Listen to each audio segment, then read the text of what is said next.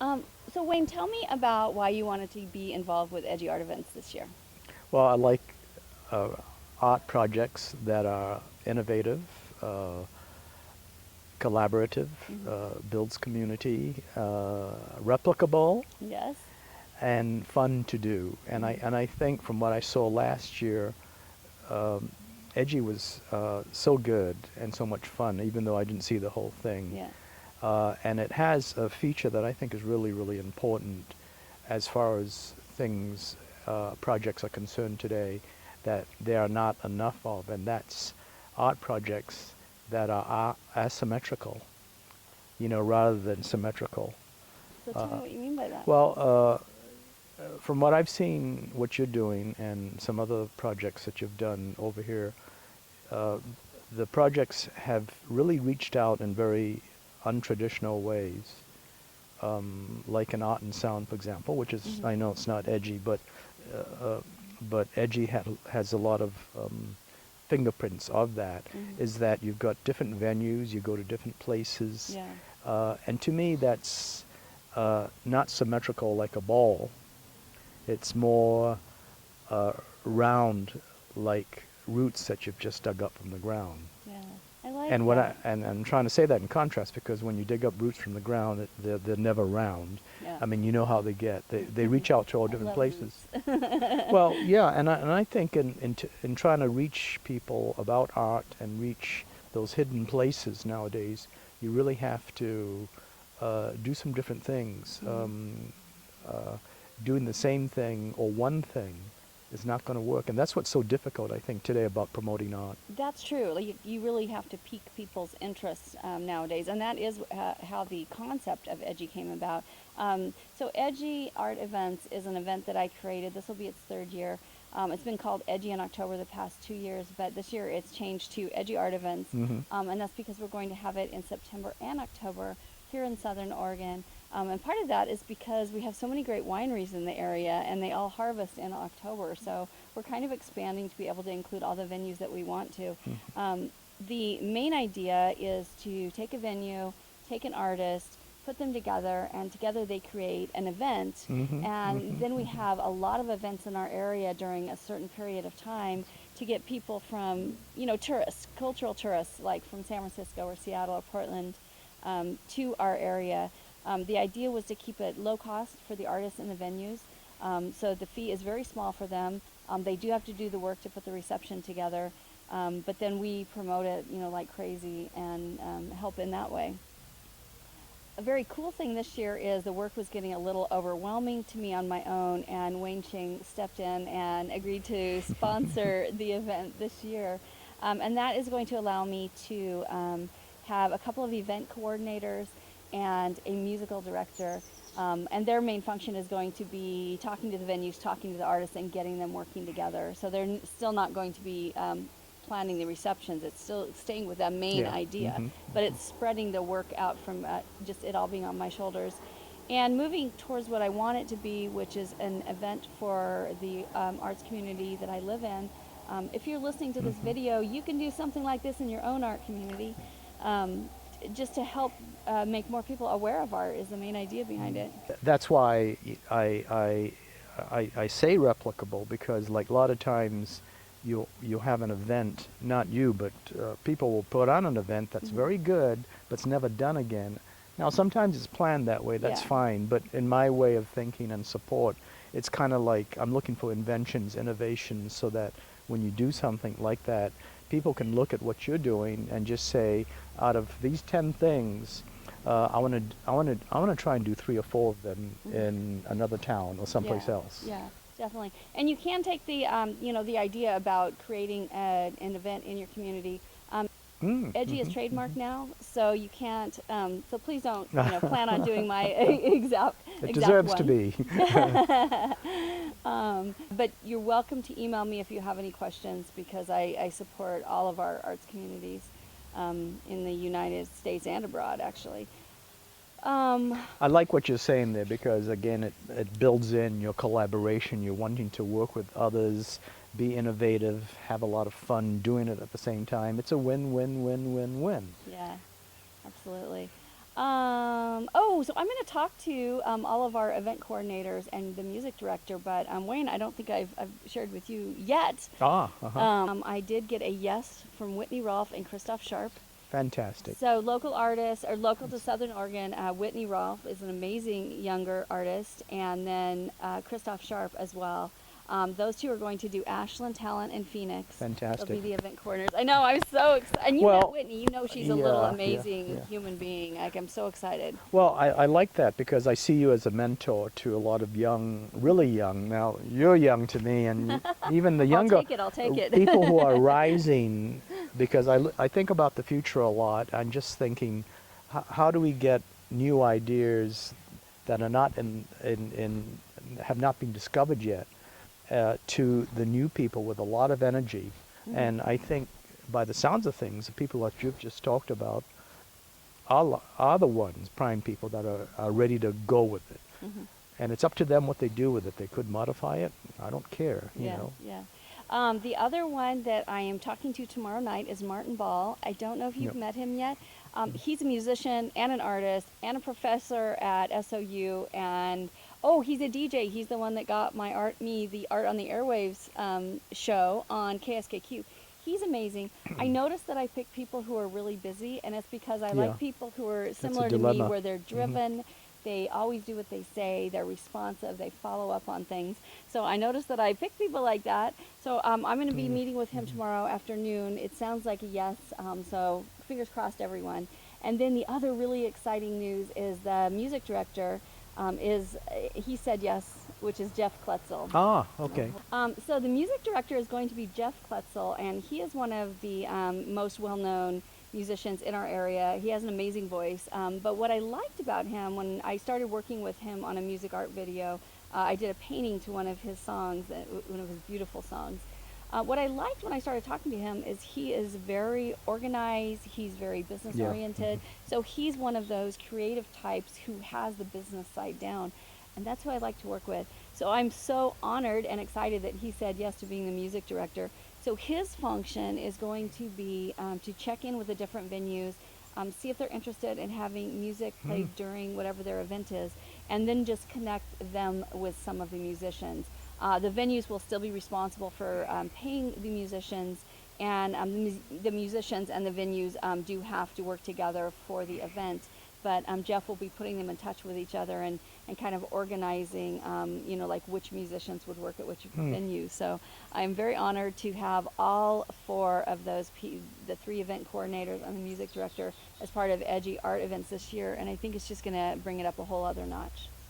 That's wonderful, and I think I've always said that art also teaches people in a way about business. Mm-hmm. If it's done right, it does. Yeah. I mean, it's art can be just doing your artwork, but at the same time, you've got to take it to market. Yeah, and I say that like on Art on the Airways, because you have to figure out your goals first. There are many different reasons that artists choose to be artists. Thank you but for those saying of that. us, those of us though who do want to make a living off of our Yes, passion, exactly. you have to take that business side really seriously. It doesn't just happen like it used to in. I was going to say like it used to in Van Gogh's day, but he had to die first. I know. Well, I'm thinking those of you listening to this who are just really up and coming, brand new people that don't have any business experience, volunteer. Volunteer. I don't know if Cammy will have some places to volunteer, but if you do it, then you can kind of like get an idea of what it really takes, because it doesn't come easily. As you can just see what Cammy is saying. Yeah, so Wayne just asked me, and that is a really good question. My question was, what percent of everything that you do in the art area is, let's say, voluntary? Yeah, that would actually be a really good thing to break down for me, because I've started meeting with a business counselor, Ruthie, like I told you about recently, and so she's looking really closely at my volunteer work and helping me figure out, what's worth it and what isn't. That is a really hard one. I think off the top of my head, I would say about 30% now. I would say at the beginning, I was probably closer to maybe even 60 or so percent. I'm not surprised of what it's I that did. high. Yeah. But I look at, first of all, I look at what I give to my arts community, which feeds my soul. Hold on, there's another car. Mhm. Oh, it's the same one. He's taunting us. He's like, I'll just keep driving by. That's funny.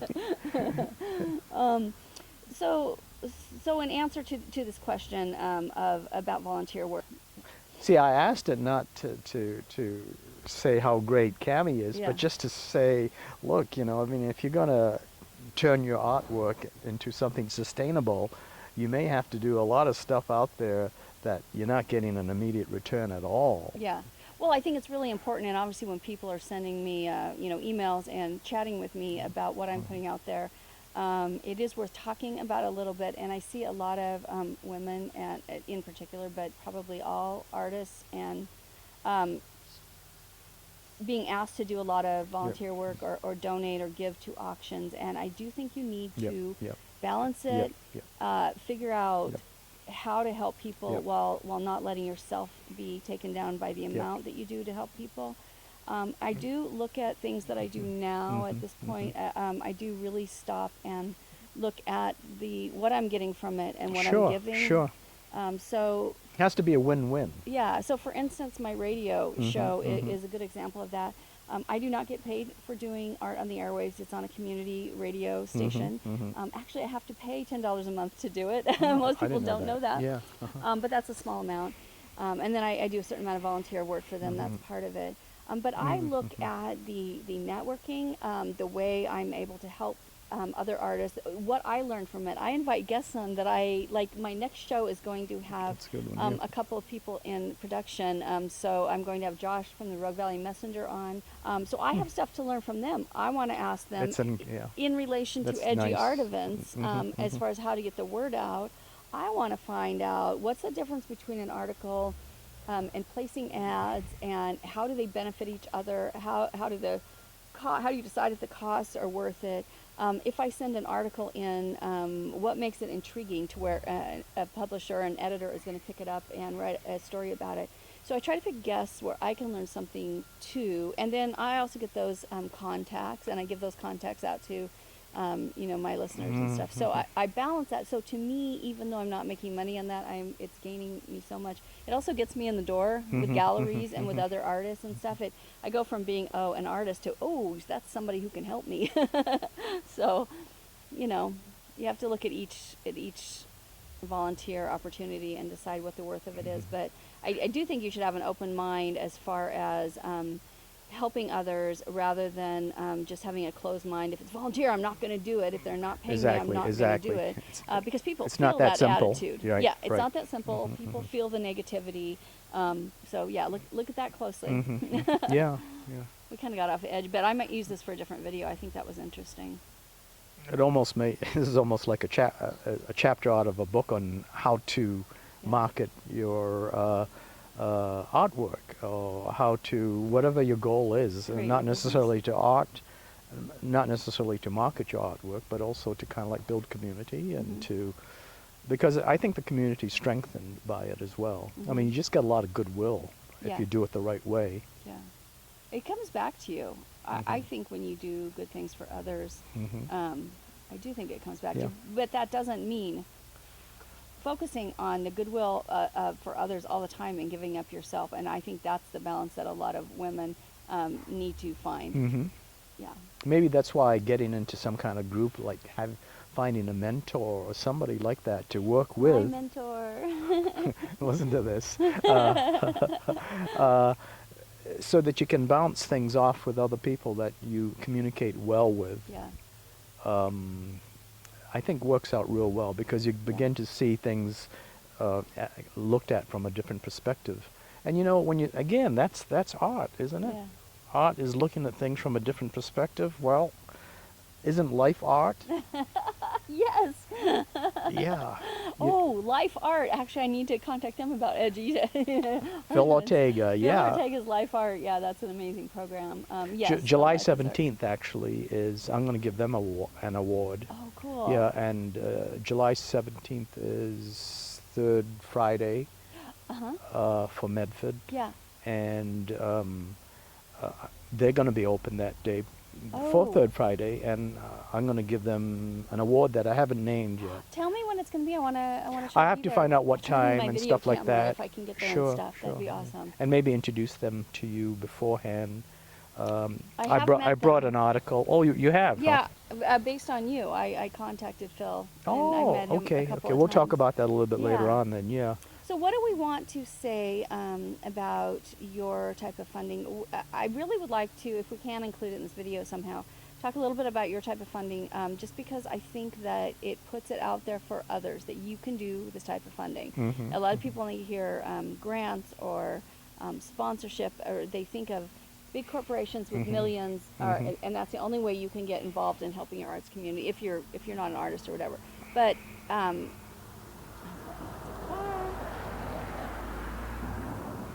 Is that But- her second time? I think so. They're all taunting us. But what I love about Wayne's type of funding is that he calls it nano funding, and it's on a level that works for him. And you can nano fund in any level that works, any capacity, $20 a year, if that's what Exactly, works for you. Or exactly. even sometimes just sending artists an email and telling them how much you appreciate them. So if you could tell us about your type of funding. What works particularly well about nano funding is that I get to work with people like Cammy and other people that I feel that I can communicate with. And a key feature of it is that I'll listen to or talk with, establish a friendship, a relationship with an artist who's talking project-wise. Not something real abstract, but project-wise. It has a timeline, a beginning, middle, and end, and the end result having a measurable outcome. A measurable outcome is so important, So that's why, in my definition of what I do, I'll say I like to talk with artists who have something in mind that they can stage at some point. Now, staging doesn't necessarily mean a stage in a theater or in a field, but it could be at a pop-up gallery or anything that's visible, that's tangible. And I do that because, see, I'm not an artist like a lot of people like you are, and a lot of people listening, so I don't understand a lot of the things, but I do understand what I can see. Mm-hmm. So I often, for a tangible result, for example, ask to have a short video or something recorded by it, because then it's there, like a chair. Here we have it here on this date, the chair with a nice fluffy dog on the side on a nice day. So cute. Yeah, She's guarding us because there's a car. Look at her. So a measurable outcome is really important to me. And then it's kind of like working it backwards, and then it gets to, well, how much do you think it's going to cost you to do this? I'm at the stage where I like to enjoy what I'm contributing to. Yeah, absolutely.